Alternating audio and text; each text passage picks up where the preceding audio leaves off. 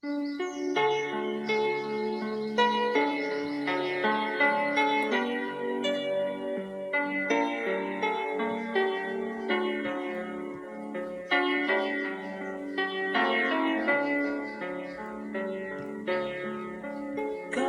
na kay dilim ng kahapon,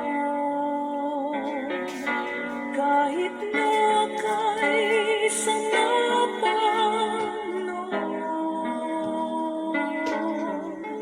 kung sa Diyos ay lalapit at manunumbalik, muli kanyang tatanggapin. Magbalik na sa Diyos, magbalik na. Kahit pa nalinaw, patatawarin ka niya. Magbalik na sa Diyos, magbalik na. Mahal ka niya, mahal ka niya. Kung ikaw ay bigo na sa buhay, kung wala nang lakas na maglay, kung sa Diyos ay aasa at magtitiwala. Hello, good morning po. Adlaw-adlaw may mensahe si Jesucristo na bangin di mo paaram. Ang Biblia nag-aasoy nga an nga tanan may sala sa Dios. Tungod siton kita tanan nahibulag sa Kanya. Sugad pa sa English, we are dead spiritually. We are outside of God's family and became controlled by God's arch-enemy who is the father of lies. Tatay sang kasalanan. Kaya ang tanan na tao without exemption ay nakasala sa Diyos nga dapat ang Diyos mismo ang may solusyon sini at maambit mo ang kanya kapatawaran sa imong kasalanan at ang kanyang buhay na walang hanggan.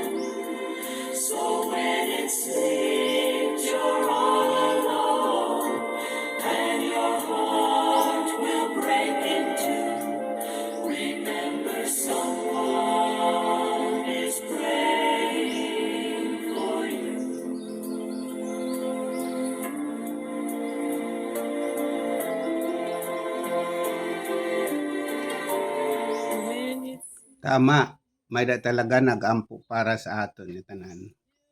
Labi na gud adtong nga dako nga grasya nga ginhatag sa Dios para sa katalwasan sang tao.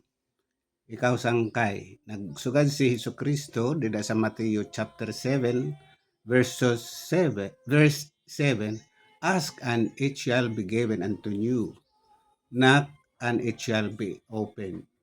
Nangaro ka na ba sa kanya sing kapatawaran? Did you ask him to save you?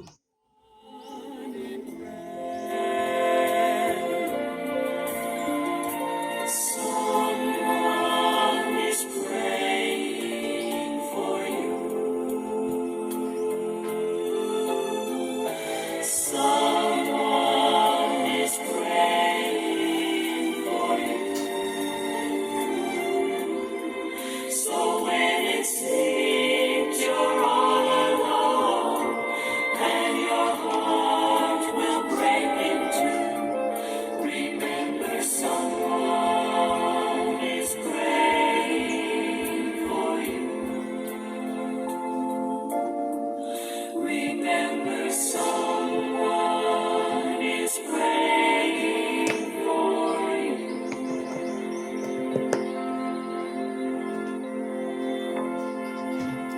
Our topic for this episode ay ito, how to be forgiven and have eternal life, nga iya ginsaad sa aton.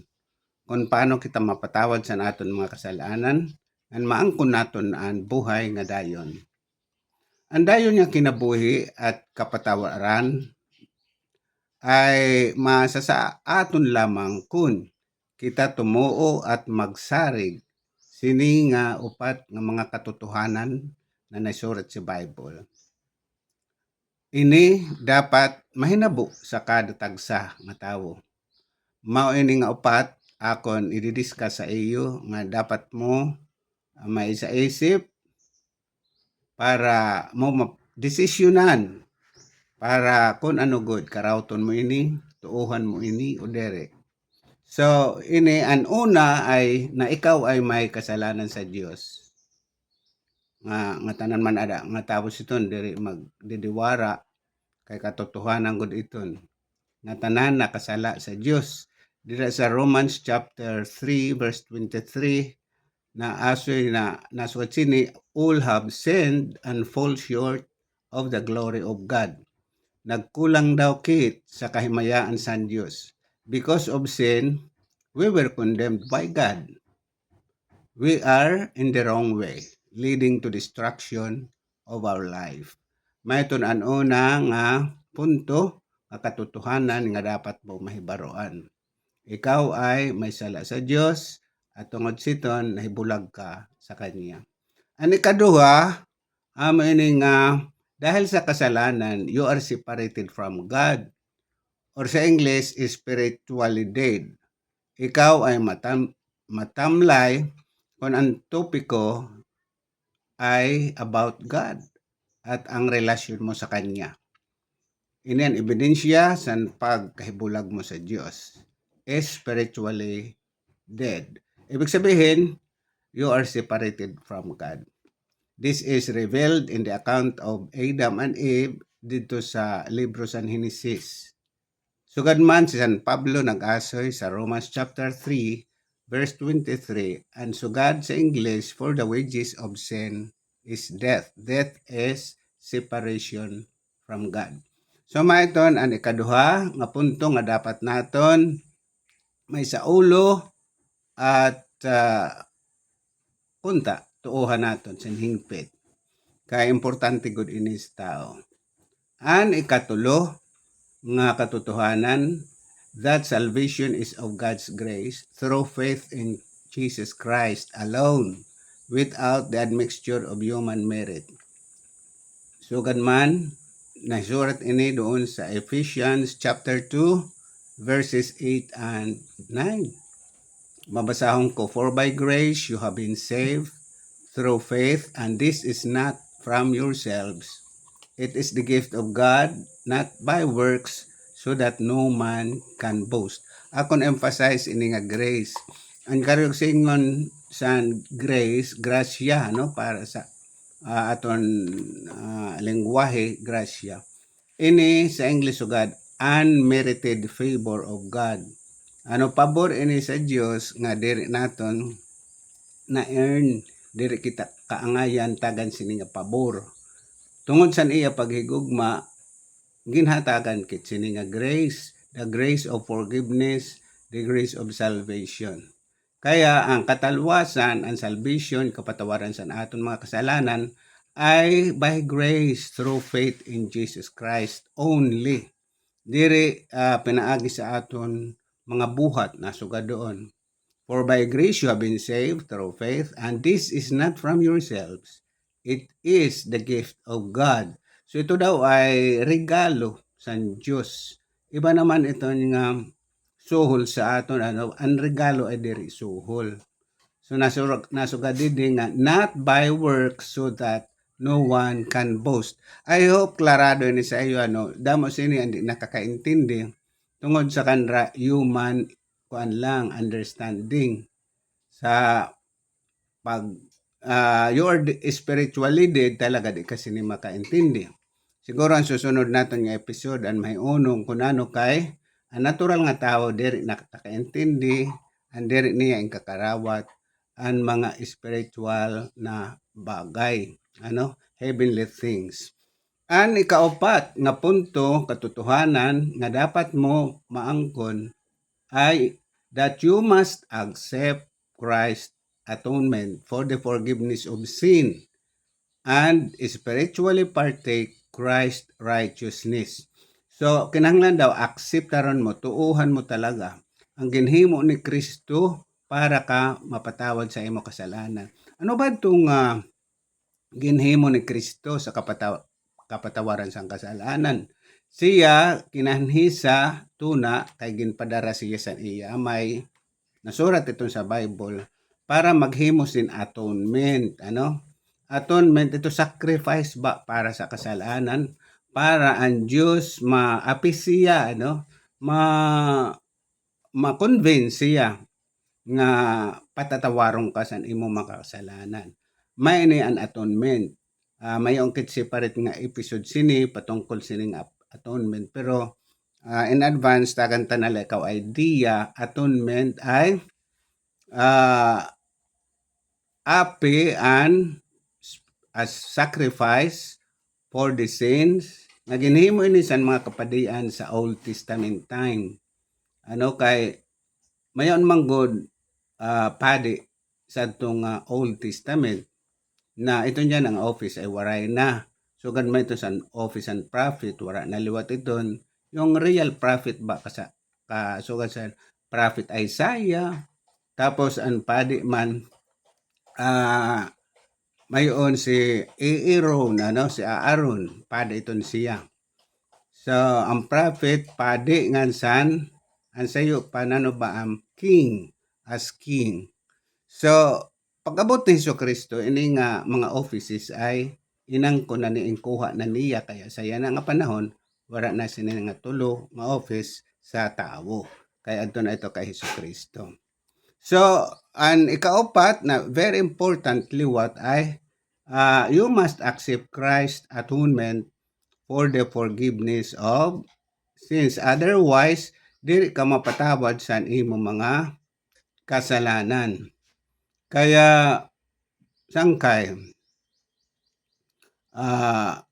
natuo ka ba sini nga sugad sa Bible o turhong ko ini nga upat na napaka-importante na dapat maangkon mo liwat ang tunay nga kinabuhi pinaagi sa pagtuo pagsarig sa Dios kani Kristo nga ini gimpahayag sa ato ang status ang tao nga dapat maintindihan naton ini nga upat. Una, ikaw ay nakasala sa Dios. Tungod sa imong kasalanan sa ikaduha nahibulag ka sa Kanya. Kaya kung magpadayong ka nga bulag sa Kanya without salvation, diri mo na angkon ang tunay ang kinabuhi nga dayon while you are still alive ay mapapahama ka sa impyerno. Ang ikatulo nga ang katalwasan, ang salvation is of God's grace lamang sa pamamagitan ng inyong pananampalataya kay Hesukristo nga siya naghimo siton nga atonement para sa imo kasalanan. Nga number 4, akseptaron mo talaga siya. Personal good. Dili lang nga mag-a-assume ka nga ada na sa imo si Kristo. Nangaro ka na ba sa Kanya? Kaini nga number 4, maini kung nag-accept ka sa Kanya, gin yung Kanyang righteousness, di ba? Matadong si Kristo. Ikaw diri, makasalanan ka. Tungod kay kita nabuhi, tikang kan Adan niya si Eva na makasalanan, na-impute sa aton ang kasalanan ni Adan niya si Eva. Sa pagka din ni Kristo, maiton ang solusyon sa ato problema sa kasalanan. Na siya nag-offer sa kanya sacrifice for sin. Nga kung tanggapon mo iton nga sakripisyo, ikaw gin-justify na. Karayog signon, ang Diyos nag-declare sa imo nga justified because of Christ. So, ka righteous, kabanalan ni Kristo as if ay nahingada na rin sa imo. Pero santo sa nakasala ka, so naging makasasala ka, gin-impute sa imong kasalanan dahil doon. Pero pagkarawat mo sang kan Kristo ginhimo para ka ma-justify. Gin-justify ka na nga ba? Gin-justify ka na. Kaya justified ka na nga ba? O diri pa. Ang Bible nagsusuga doon sa Romans chapter 5 verse number 1, may unong sini nga justification or pagpaambit san kanya kamatadong. Basahan ko ni nga Romans 5:1. Therefore, since we have been justified through faith, we have peace with God through our Lord Jesus Christ. So yon ang declaration sa Bible, sabi ni Apostle Paul, nga we are justified through faith because ginhimo na nga ni ang justification sa aton Panginoon Hesukristo. So ang Dios ginpatawad kit at kita nga matadong tungod kay Kristo Jesus. Kaya kung sino nagkarawat kay Kristo, si Kristo ay ada na sa kanya. Christ is a part of that sinner nga nagtanggap sa kanya. So, labot lang sini nga Romans chapter 5 verse 1, gisuportahan lot ini sa Romans 8 verse number 1. Nasuga din ni, therefore there is now no condemnation for those who are in Christ Jesus, because through Christ the law of the Spirit who give life has set you free from the law of sin and death. So mga hinigugma namon mga taga-subaybay, kasangkayan, I hope nga naintindihan mo ini nga uupat nga katotohanan na surat sa Bible para maangkon mo and dayon nga kinabuhi. So ako nagpapasalamat sa nimo pamati sini ngan tubtubla kita dinhi, magtatapos na kita. So subaybayan mo ang episode number 2 mahitungod sa being born again.